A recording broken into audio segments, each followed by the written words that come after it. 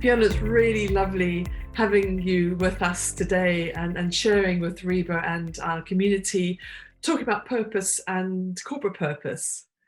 And the first question I would like to ask you is, how do you at Leidos live out, or how does Leidos live out its sense of purpose in terms of how its employees see it, how society sees it, how your consumers see it?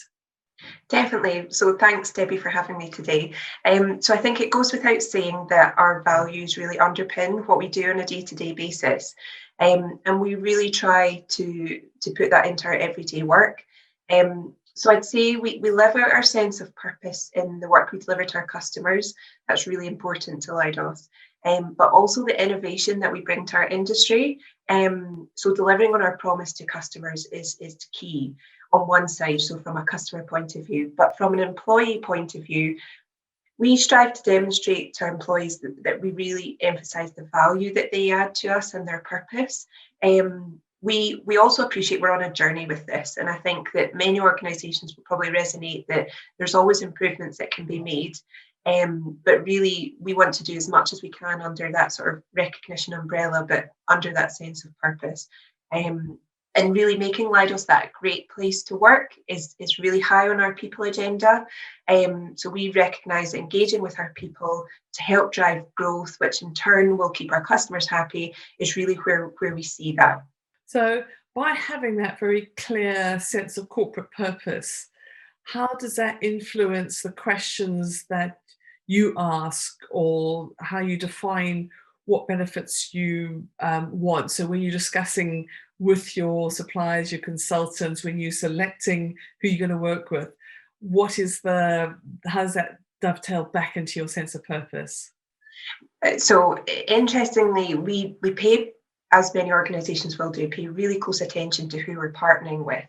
And because our corporate purpose is all about our people, it directly impacts on who we partner with for benefits. But it also makes us stop and look at what are we actually offering as a benefit portfolio.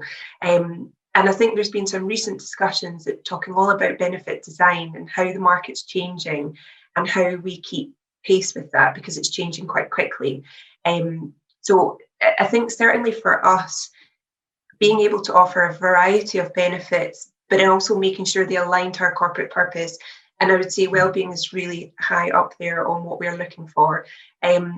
I think on the backdrop of COVID, a lot of benefit providers, they saw an opportunity here, and they're offering a lot of good wellbeing support in alignment with what they offer for benefits.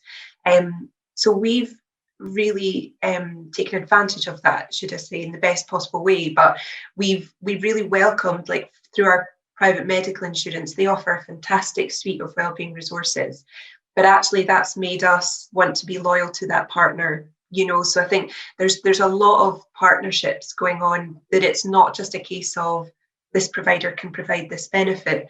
What else can you actually add? What are you giving to us that we can give as much as we can possibly give to our employees?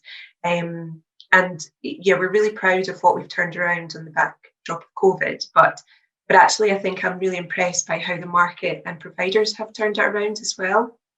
That's fantastic to hear, and there's certainly been a lot of change and innovation in our market that I've seen over the last year.